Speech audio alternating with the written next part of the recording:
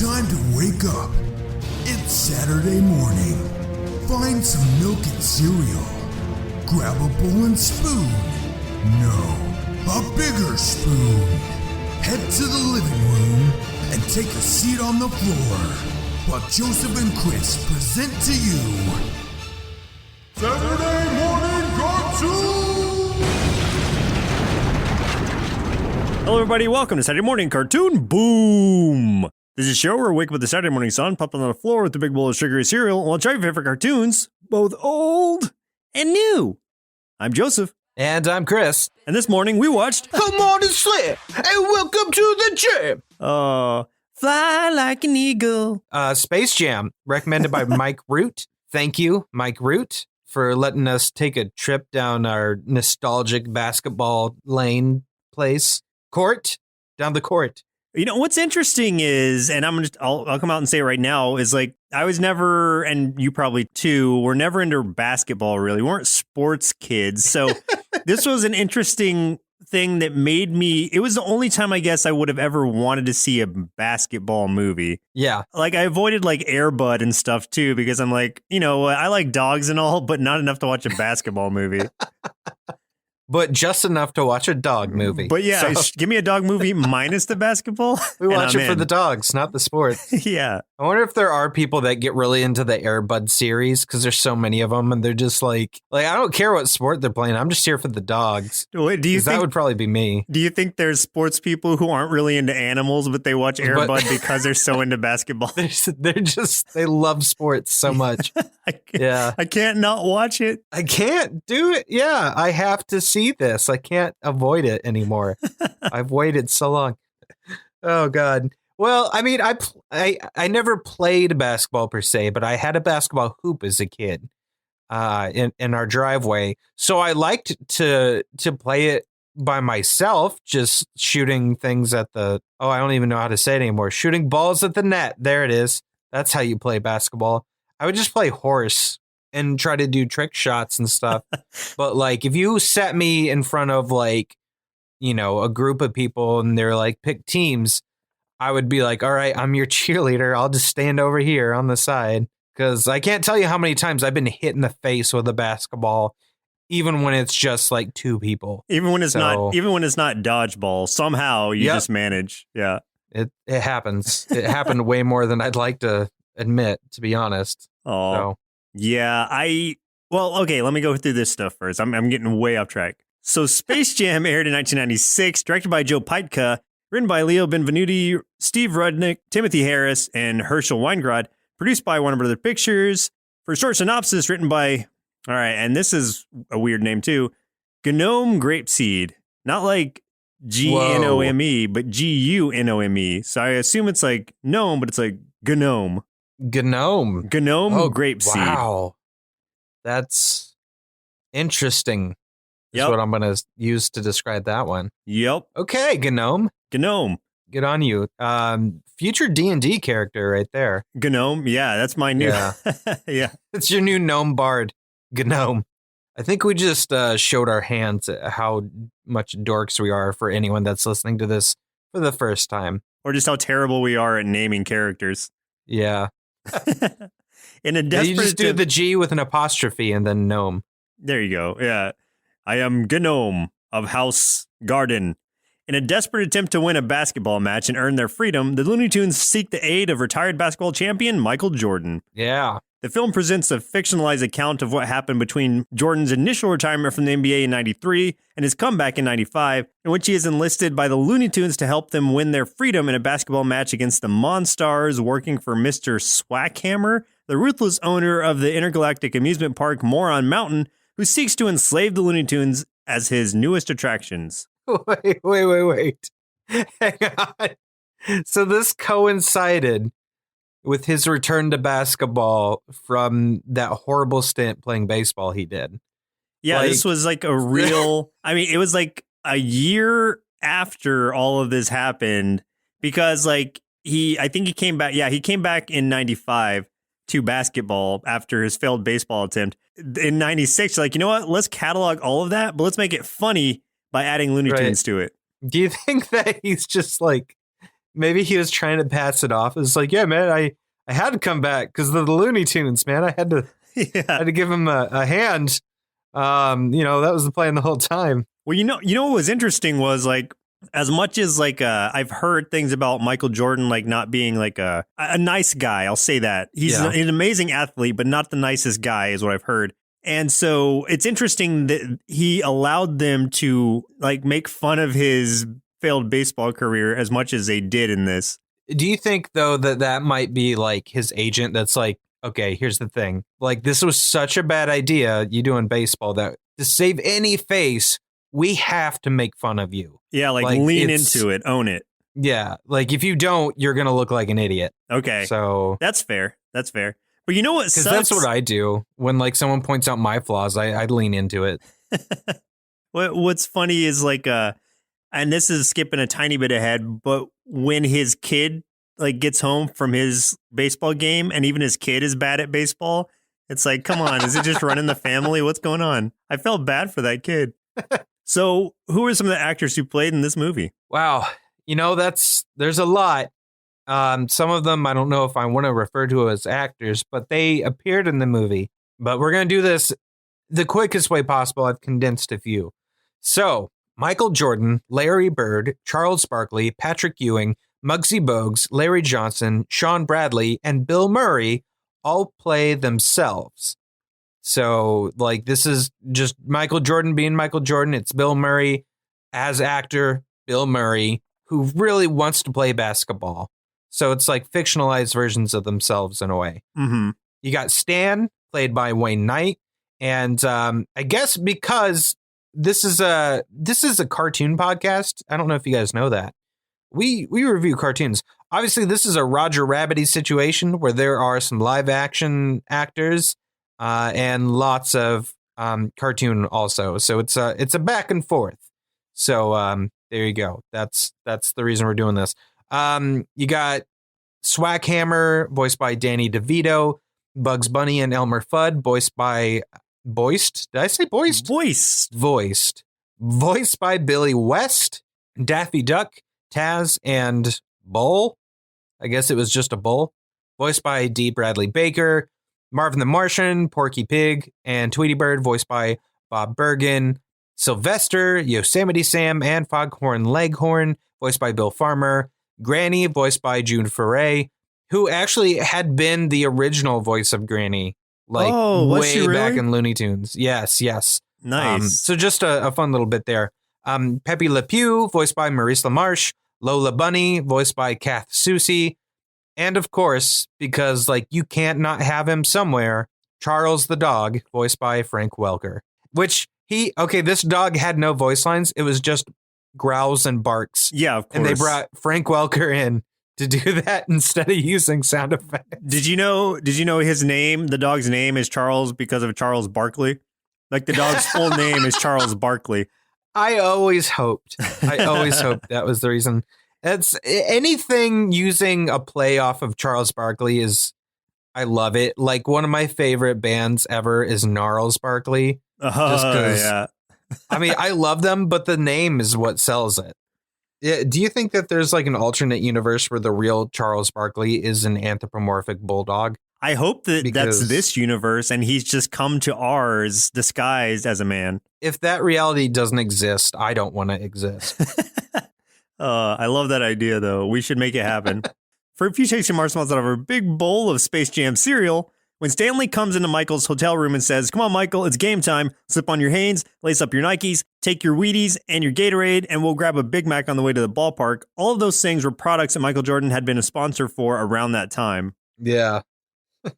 Yeah. So it's like throwing in a cheap plug, making it funny, but it's like, I wonder if it was actually a plug for those products too. I want like the script was already written. They were doing production and stuff. And like that note comes down to the director of like, you have to do product placement of these things.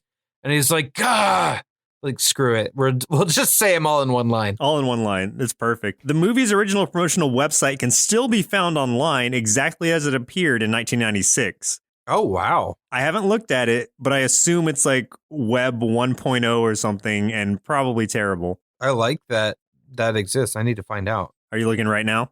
Yep. spacejam.com. Oh, wow. Okay, now I have to look. I have to Oh, know. Joseph, this background right Is now. it like GeoCities? Oh, man. Oh, yeah. Oh, Yes. yes. This is amazing. This is better and worse than I thought it would be simultaneously. This is the greatest thing. Oh, God. Oh, God. Okay, I need you to do me a favor. Yeah. Click on the lineup. Oh, there it is. And do you see the lockers? I do. So click on any of those. Click on like Looney Tunes bios or something. Oh, man. This was Angel Fire. This was GeoCities. This is all of those. Oh, wow, that's gross. Okay. I'm going to have to do a separate, I'm going to do like a little video stream later, and I'm going to explore this website. Walking through this, yeah. To its fullest for everyone to see. Invite me onto that stream with you. Yeah. I have to do this. This is amazing. Oh, man. Okay, so future stream coming of us like digging through this website. I can't believe it all still works. Yeah, I just saved it to like my bookmark toolbar. I'm never going to miss this. Jam Central. God, it's so good. That's the best. Okay, thank you so much for that. Yeah. So the concept for this movie originated from a series of highly popular Hair Jordan Nike ads where Bugs Bunny and Michael Jordan faced off against Marvin the Martian and his alien henchman in basketball. Oh, so it weird. actually did have an origin. Yeah. I don't think I ever saw those. I want to say I did, but I wouldn't swear to it. It's been so long. The Monstars were called the Nerdlucks. Like, those are the names of the actual aliens. Their names are Pound is the orange one, Bang is the green one, Knot is the magenta one, and Bupkus is the purple one, and Blanco is the blue one. None of their names are mentioned in the film, and neither is the word Nerdluck, which is the species they are. Yeah, that was weird to me. I saw that when I got on IMDb, and I was like, what? Since when? Yeah. Okay. Yeah, never mentioned, but apparently that's what they are. The Nerdluck aliens. Nerdluck. Bill Murray's appearance is a reference to a series of 1990s commercials in which Murray starred. In the commercials, Murray tries and fails to become an NBA player. So that was actually, a play on of commercials also. So this is really just a long commercial playing off of old commercials. Could you imagine if that was the pitch? Like, what the... That would be right now if someone was like, hey, you know all those Geico commercials? Like, they got some weird stuff. Let's make that a movie. Let's have Flo meeting from Progressive meeting the Gecko, and what do we do? How do we do this? I'd be more inclined to watch that movie than I would the Emoji Movie. So this is a world where the Emoji Movie exists. So anything's possible. I'm sorry, everyone. Bill Murray's jersey number is 22, which is a nod to his film Groundhog Day, which occurs on February 2nd, or 2/2. Nice. Okay. There were a ton of trivias, but those were some of the highlights for me, especially the website. So that website is pure gold. As a kid, I'm sure you watched this. What were your memories of it? Oh, yeah. Like, I participated in the jam, Joseph. I went to the jam. I jammed in that theater so hard. I even had the soundtrack on a cassette tape that I would listen on car rides. You have your Walkman and you're stuck in the car journeying with your parents to go visit some relative that you've never met before for Easter. Were you just staring out the window, listening to your tunes, like rocking your head to them? Like, exactly. I do believe I can fly. Yeah. You don't know anyone else. You have no business really being there. You find out later, like, maybe you're not even actually related to these people, but it's like really up in the air and confusing without a family tree.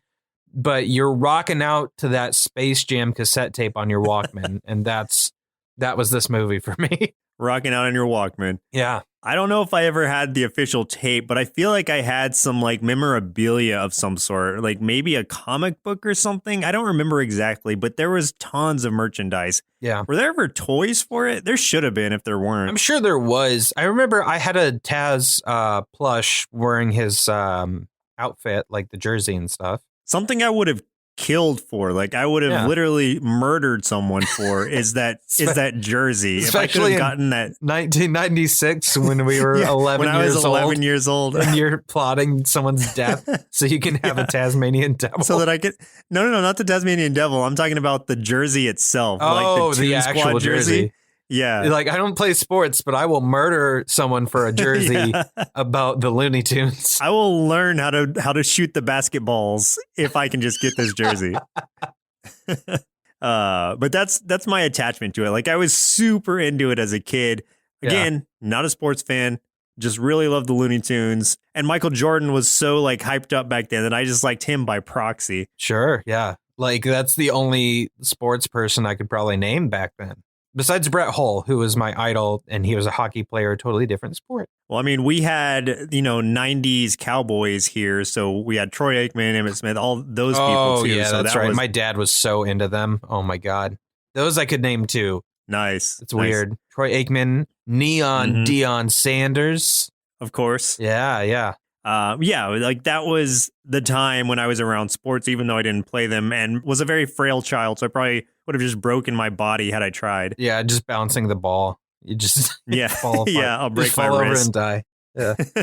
So let's start talking about Space Jam. Yes, let's do this. I'm ready to jam.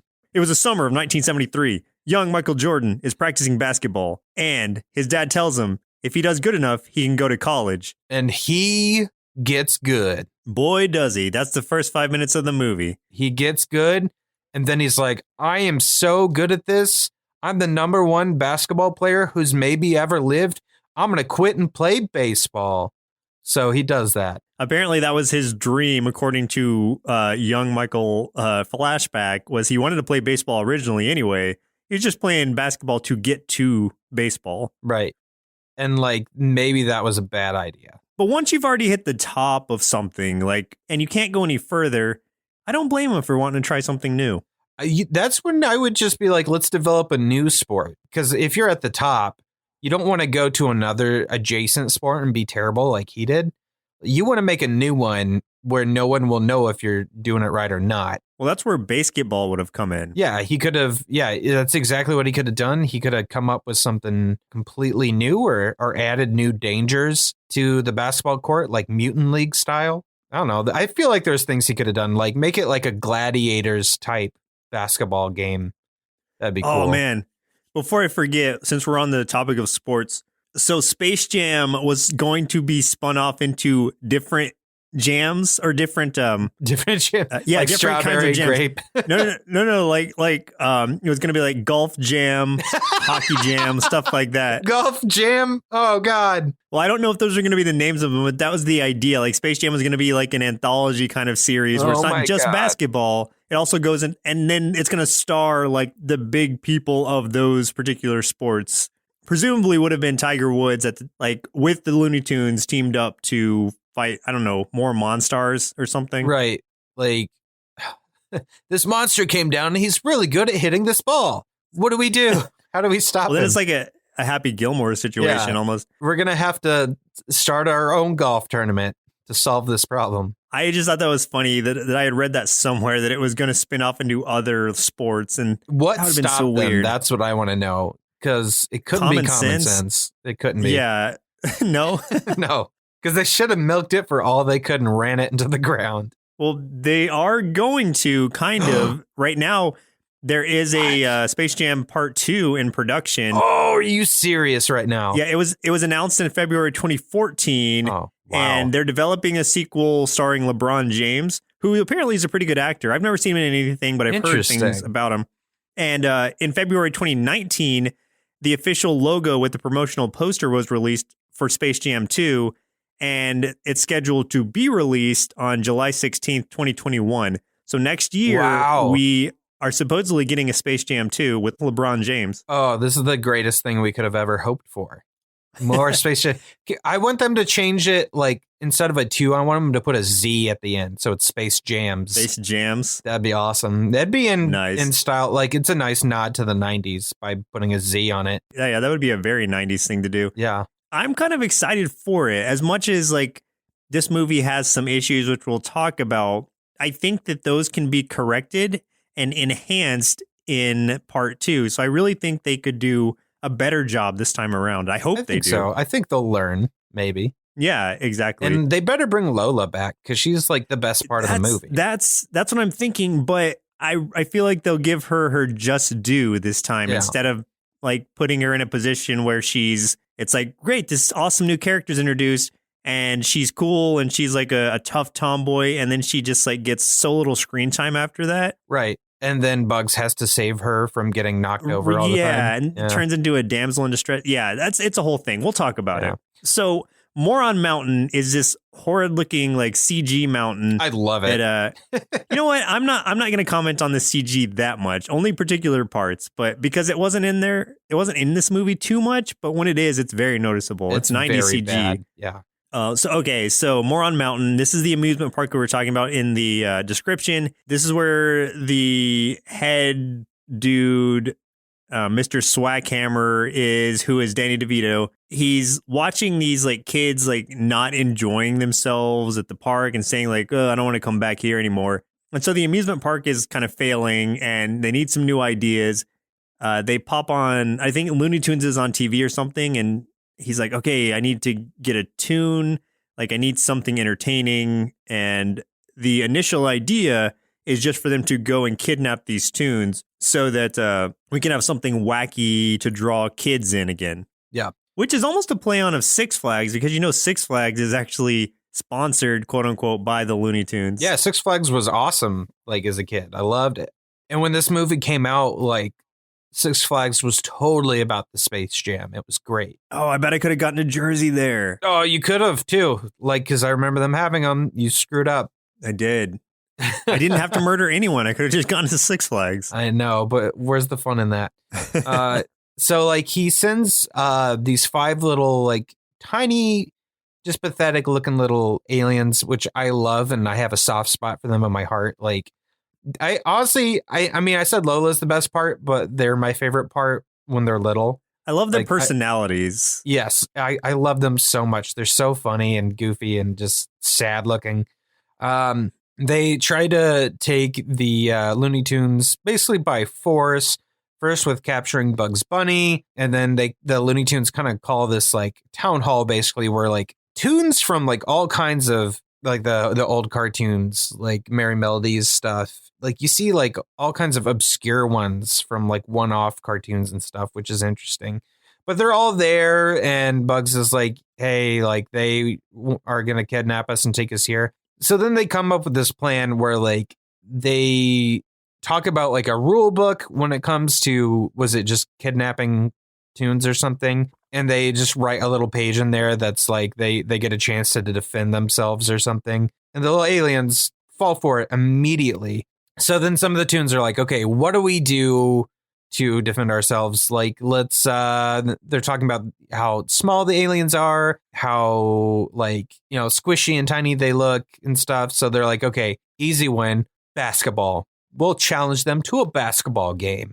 So then the little aliens are like, oh, okay, yeah, that's cool. So they go to a basketball game and they use like some sort of magics to steal the talent from like the top players. So that's like Charles Barkley, it's Muggsy Bogues, Patrick Ewing, Larry Johnson, Chuck Bradley. Yeah, all of them. And what I like about this whole scene is that like, well, for one, all of these stars are horrible actors. They're terrible. But to a point that I'm loving it, because I think one of my favorite parts in the whole film is when someone tries to pass Patrick Ewing the ball and it just hits him right in the face and he just falls over. And I'm like, okay, they didn't just take their talents, they made them idiots too. Like, yeah, I mean, you don't have to have talent to know that you're not supposed to catch it with your face. So yeah, like, they lost their hand-eye coordination altogether. One of my favorite things about this movie was the subplot, just watching them interact with the world. And all the solutions they tried to find, where they go to like the psychiatrist, they go to a fortune teller. When Charles Barkley goes to that basketball game where the girls are playing, and he's like, "Hey, can I play?" And then they let him in, and then they're like, "Man, you suck! Get out of here! You're not Charles Barkley." And how sad he is. He That's looks what makes it so funny. Even before they let him in the game, he's just watching through the fence, and it's the saddest face I've ever seen. Yeah, but it's the face of a bulldog, which is why I really want him to be a real bulldog in disguise. He sells it so well. He does. They hid a joke about erectile dysfunction in the psychiatrist thing with Patrick Ewing. You caught that, right? Yeah. I was like, whoa. It's like, is this the only place where you're underperforming? He's like, yeah. It's like, okay, just asking. But it's like, as a kid, you have no idea what they're talking about. I didn't catch it until now. I was like, whoa, okay. Little guy's stealing the talent and turns them into huge monsters. Oh, that transformation scene was awesome. So cool looking. Yes. And I love the designs. So I love the designs of them when they're tiny. And I also equally love the designs of them when they're huge. They just look so cool. Oh, I really like the one who is kind of the Muggsy Bogues counterpart, where he's a little purple one. He looks so cool, like a little goblin or gremlin or something. Yes, they all look great. If you haven't seen it, like look up a photo of it because it's really cool. Here's the problem that I have. The big problem. Well, not that I don't have other problems with the movie, but one of the big problems I have is it takes. Michael Jordan doesn't meet the Looney Tunes until after the 30-minute mark. So we're like over a third of the way through this movie by the time like I feel like things really start picking up. And I'm like, man, that took so long to get there. Yeah. Well, they had to show him getting sucked down the golf hole. The hole at the golf course. Yes. And have him interact with Bill Murray to make sure he had a reason to be there. Yeah. We needed a reason to put Bill Murray in the movie. I mean, I would have just been fine with him showing up at the very end with no lead in, and I would have accepted it because of who it is. But well, he even says it when they ask him, like, what are you doing here? He's like, I'm friends with one of the producers and the Teamsters drove me over here. So he was like a meta comment. Just totally breaks the fourth wall, basically, in that instance. Yeah. He gets there. The Tunes are kind of telling him what their plight is. And he's like, all right, show me what you got. They go to a court. It's all just falling apart, ugly, everything. And then they do the spit shine. Oh, spit shine. Everyone just starts spitting everywhere and Taz twirls around. And all of a sudden they got a legit basketball court. That spit shine was pretty funny, though, because everybody, just for how long they were spitting, just made it really funny. Everywhere. Yeah, that was good. I also like the Monstars, as they are called, show up to intimidate them and everything.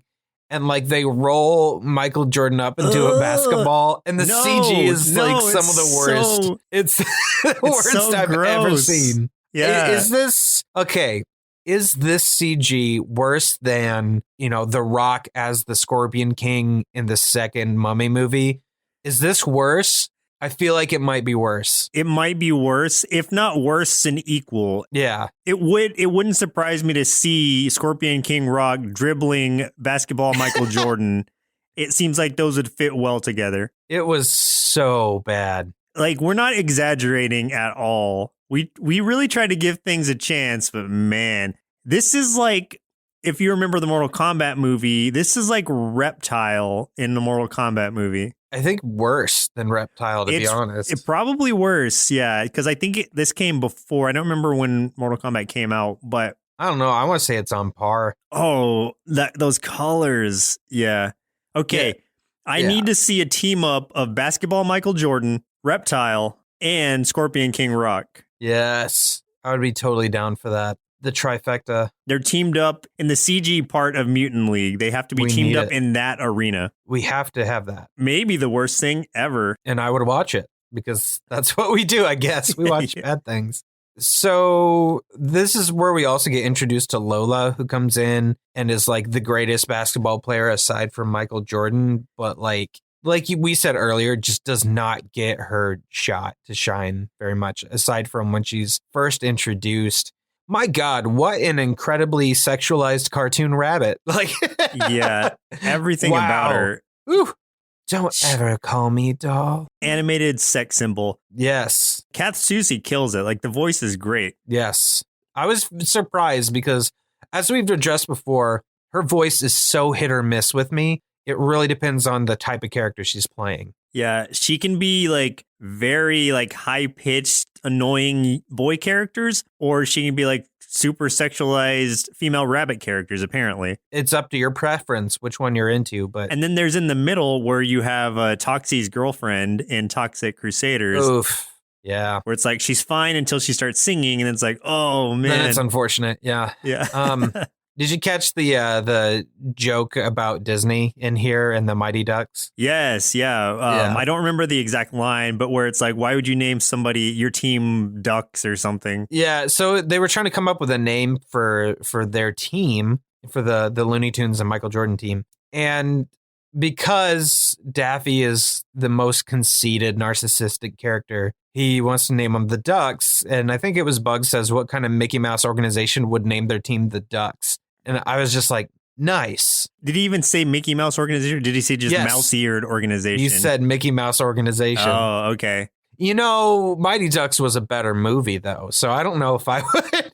I don't know if I want to take that jab, but you know, have we watched the Mighty Ducks cartoon yet? Nope, but I'm ready for it. We need to. We need to. I'm super into it. Yeah.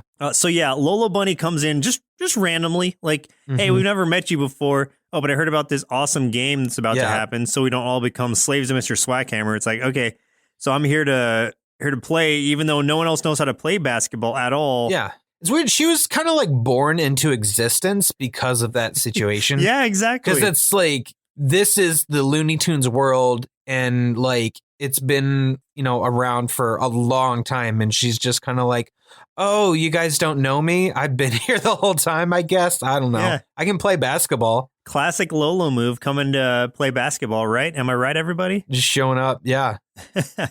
She obviously gets invited onto the team because she's amazing. And the old like Tex Avery jokes when a woman comes onto the screen where it's like the wolf with his tongue rolling down and all those, like that's The basically how heart Bugs is eyes. reacting. Yeah, to her. And so, yeah, it's like Bugs is head over heels for her, and she's just a strong, don't call me a doll type at first. Yeah. Then it changes. Yeah, unfortunately. So Bugs and Daffy are sent to retrieve Michael's gear back in the real world, in 3D land, I think he calls it. Yeah. And so they have to get his North Carolina shorts, which is the college he went to, because for good luck, he wears those under his basketball suit. And that's a real thing, too. Like, he actually does do that. I like, though, that you refer to it as a basketball suit. You know, basketball suit. He's wearing a sports suit, and And yeah, so they have to go get all that. And that's when this weird interaction with Charles the dog comes in, Charles Barkley, who, for whatever reason, they decided he needed to be giant in this. Yeah, the way what that they were shooting him. happened? It's like he wasn't there, but they inserted him into the scene, but like bigger. Were they just trying to make him look more intimidating or more Toon-like, I guess? I don't know.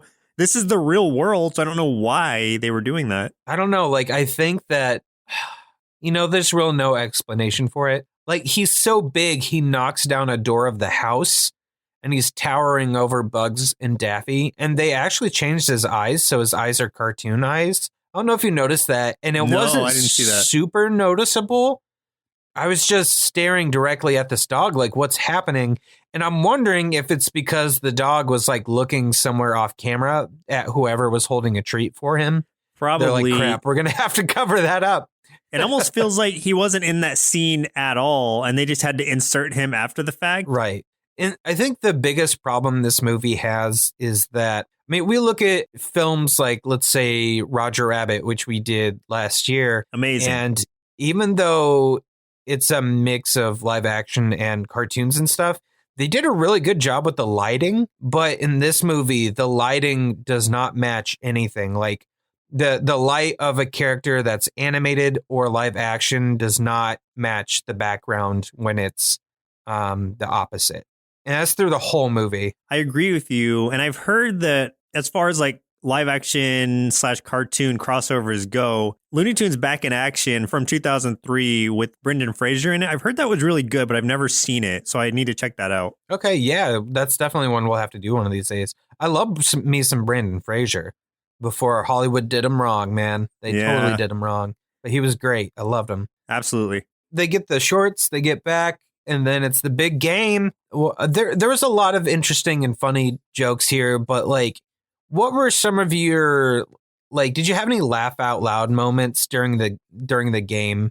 During the game. Because I feel like that was the moment that they're like, we got to pull out every gag we can that we can put this into is where basketball. it's let's make it a highlight reel for all of the Tunes who haven't gotten to do much yet and make them do like one thing that they're known for just to show you that they're here. And then for whatever reason, there was the random Pulp Fiction scene with Elmer Fudd and Yosemite Sam. Yeah. It's like, okay, but it was so short. They cut it so quickly. They shot one of the Monstars' teeth out and it played that was little weird. music and everything. But it was such a weird insert that seemed so random at the time. Yeah, and I don't know why they used that as a reference at all. Like, it literally came out of nowhere. There was no lead up to that joke. There wasn't like, you didn't see those two characters doing something beforehand or after. It just came out of literally nowhere.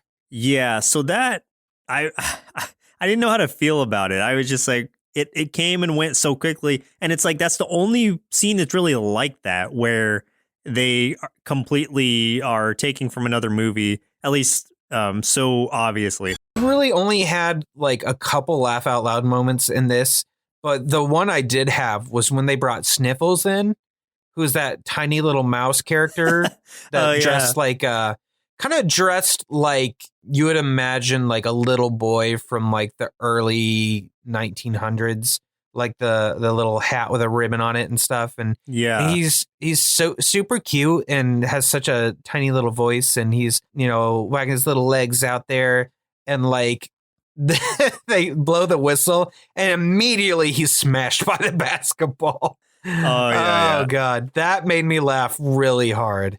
It was disturbing when they brought Stan, Wayne Knight's character, out. And, yes. The balloon scene. Yeah. It's like on par, maybe a little bit better than the Michael Jordan getting turned into a basketball scene, but I don't know. Just as bad as far as the animation goes. I remember that scene scared me as a kid when they started blowing him up because his eyes are bugging out like crazy. Yeah. It's so gross. But I guess it was also a way to make them, or for them to tell the audience that, hey, in Toonland, even real people don't have to follow all the rules. And so that leads into like the final Michael Jordan scene. But I liked it when they were first coming out onto the field or onto the court, and Daffy Duck is like getting no reception whatsoever from anybody. Like nobody's cheering for him. Yeah, everyone got cheered, but he got crickets. Yeah. Yeah. I like when Bill Murray shows up at the very end, because it's just like, oh no, we don't have enough players because everyone's been so injured. And Bill Murray's just there and he's like, hey, and someone goes, I didn't know Dan Aykroyd was in this. That's right.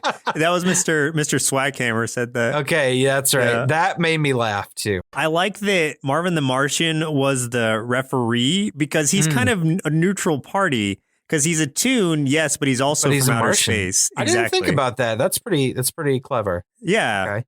The first half, they're losing. They're getting crushed. It's like 66-0. And they are in the locker room. And Michael Jordan, like, who does it? Is it Bugs who puts the labeling on the water? Yeah. So Bugs puts his labeling on his water bottle that says like Michael's special stuff or secret stuff or whatever. And so convincing everybody as a placebo to take it, and that's what they were missing. And then everybody starts coming out and like basically playing like tunes, like not just playing the game, but playing to their strengths. And that's where all the weird stuff starts happening, like the Pulp Fiction scene and all that. Right. And then everybody's jumping around and doing crazy tune stuff, but it's really there's no real rules in this, not really any penalties or anything, because the Monstars are just crushing everyone. I did think literally. It was funny that like they even bothered with a ref when like at one point they even tackle Granny and basically kill her. Yeah. I mean, she's almost dead.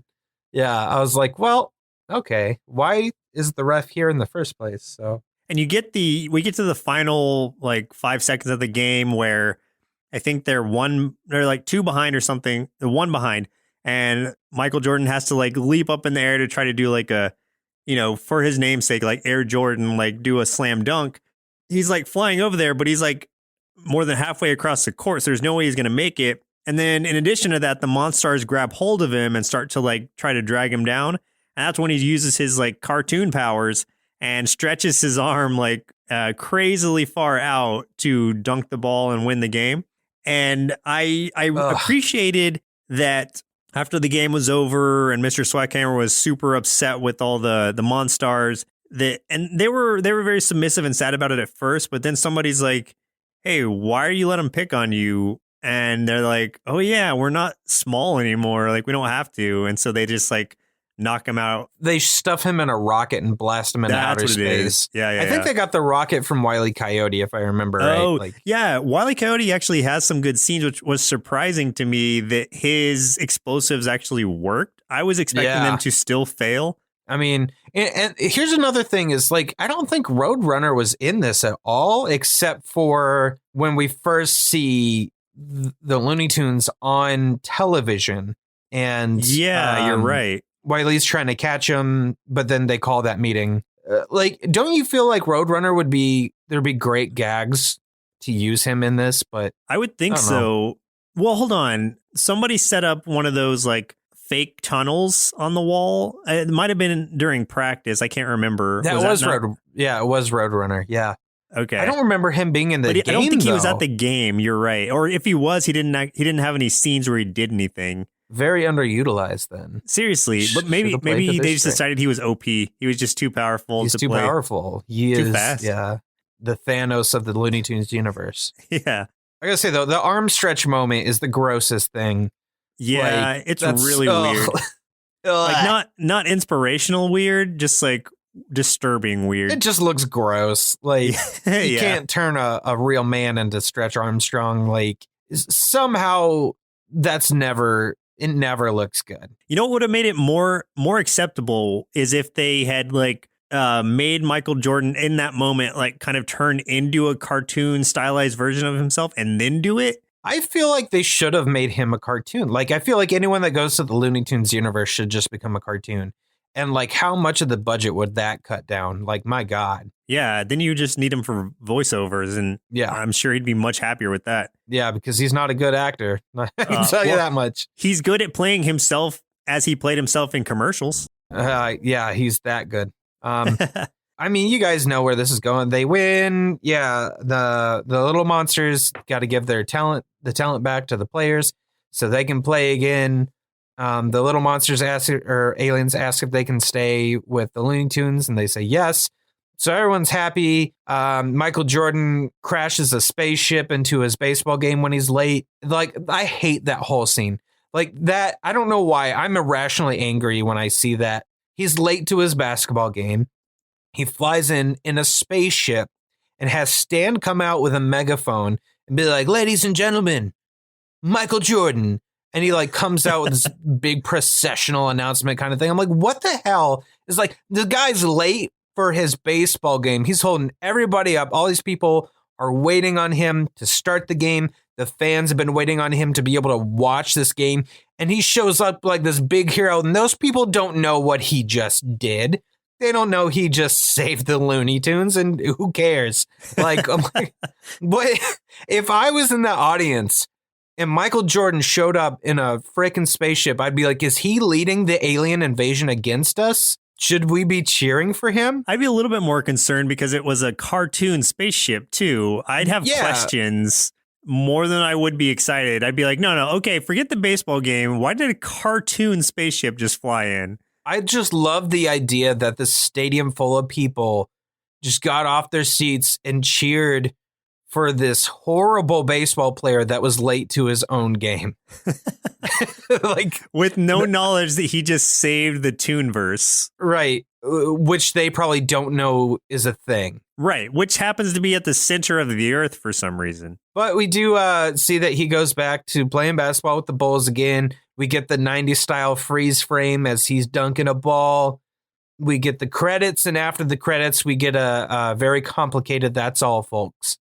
So that was fun. Yeah, like everybody trying to do it, and then him at the end, like, can I go home now? We're right, and we're like, yeah, like no one asked you to stay. That's probably actually him being like, can I just go?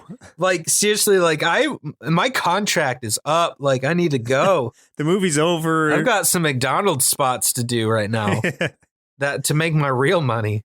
Real quick on Lola. So we talked about it a little bit earlier. But yeah, this is where Bugs saves her from being squashed or something, which they're cartoons. They don't die or get hurt for that long anyway. So it wasn't like a huge heroic feat he did. But this turns her from tough, like feminist girl to the damsel in distress who's just like, oh my gosh, Bugs, like you saved me. I don't remember what she said exactly, but it's basically that. And then kisses it's him and basically stuff. that. And then like the end, like Bugs like just grabs her and kisses her like out of nowhere. And like, I mean, she's into it and she does the like woo woo thing. I don't know why she does the fist pump with that, but like, and her eyes go crossed. It was weird. Well, Chris, looks like it's about time we head to the driving range, turn our inner kids into CG golf ball abominations, and throw them down an interdimensional hole to the Looney Tunes universe, then see what they thought of the movie Space Jam.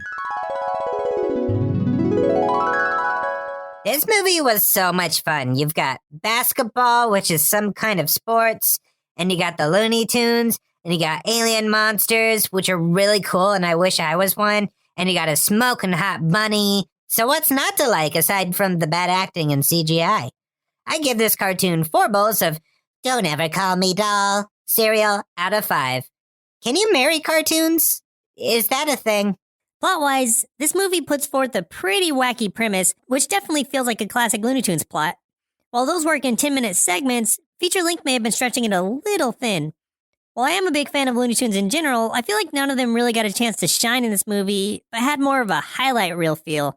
And poor Lola Bunny, who went from being introed as a strong, tomboyish feminist to a head over heels for Bugs' damsel in distress in the short time she was actually on screen. But whatever, it was the 90s. I really dug the Monstars as the antagonists, especially the transformation scene, easily some of the best animation in the whole film. And speaking of the animation, it was pretty decent throughout. Some of the gags were pretty great, like the Spit Shine segment, any part with Bill Murray, and the Talentless Players subplot, which had some of my favorite bits. Overall, I'd give Space Jam 4 big bowls of Monstar Munch cereal out of 5. While not necessarily a slam dunk, I think it's still worth the watch for pure entertainment, especially for kids. But be warned, the music will never leave your head. I can comment now because to my inner kid, to answer your question, now that I'm older and wiser, I can definitely say you can marry a cartoon, but only if you live in Japan. And then you got to get all these rights and it's just a hassle. So it's a lot easier to marry humans. So you can marry cartoons in Japan? There's a guy in Japan that married a VR cartoon. Oh, I think I remember that. I do want to say, like, I feel like I poked at this movie an awful lot, but it was still, like, really fun. I mean, visually, it did not age very well, but the idea is really fun. Well, I was going to say, I think it's something that kids would still do enjoy to this day, but okay, so now I'm not sure because, like, kids these days wouldn't know the players from that movie. Like, I guess it really dates itself using actual people from that time. Here's the thing, though. I didn't know the players from back then either when I watched it, but I still enjoyed it. So yeah, that's a very good point. It's kind of irrelevant because even now, like I only vaguely know of these players, but it was just their comedy bits that really kept me like entertained by them, not necessarily who they were or their imagery. So to your point, I don't think you necessarily need to know that. You just need to either be a huge fan of basketball or a huge fan of Looney Tunes, and either way, you're going to win. Yeah, I think you could really like it. And I'm really interested to see where Space Jam 2, I guess, is the official name. Stupid. Anyway, we'll see where that goes, because I'm really interested in that, too. And I hope that they do, like, pick back up that thing you were talking about where they do more of this. Just even if they're bad, like, I just want to see that chaos take place. Because I think it'd be really fun. You know, Scooby-Doo does it all the time where he teams up with the WWE and stuff or just like other sports players or just whoever, and they make it work. So I think that Space Jam can do it. If Space Jam 2 does succeed, like if it is a success, I do think they will start to spin off into different sports. There's no reason not to. I just wonder, I want to know what they would call them. Like, are they going to bring space into each one? Are they going to keep jam as a thing? Because that would be nice. You have to have jam in there because that's the hockey biggest... jam, golf jam. But it's like, it's not basketball jam. That's the thing. It's like, how can they spin that? I guess it depends on where the antagonist is coming from. Toe jam. Okay, yeah, I don't know how they would do the naming conventions, but Yeah. I do hope that they do that. I would watch those movies. I'd give them a shot. How about all of our listeners out there? Let us know like how you would name those movies, whether it's like a golf one, a hockey one, football one, soccer. Yeah, what would you name I baseball? want to know what you Jam? guys would call it. Like, and yeah, how can you sneak jam in there? Because I feel like that's really the key. Is making jam work. It is the key, but space was such a big part of it too. Would it be nearly as interesting if they didn't come from space? If it wasn't from space, what if they were like, I don't know, swamp monsters or something? Oh, like, Swamp I think Jam. I'd still be into it. Yeah. Swamp Jam. Oh yeah. What if you don't need to Ooh. say the sport in the title at all? Only the Yeah. location. Like Desert Jam Yeah. just happens to be Desert about Jam. soccer for some reason. Yeah, Water Jam. Water Jam. Ice Jam. Oh, There we Ice go. Jam. Oh, for ice Ice Jam. skating, it has to be, or for hockey. Either way. Competitive ice skating is what I want to. Oh, I thought Figure you skating. were going to say competitive do that. ice jam. I was like, that's kind of a long title. Competitive Ice Jam. I do like it though. So I think we figured it out. I think we broke We the cracked code. the code. But I if anybody do else wanna- has suggestions, I do want to please. hear everyone else's ideas though, for sure. Yeah. Competitive ice jam, though. That's what I'm pushing for now. It's pretty good.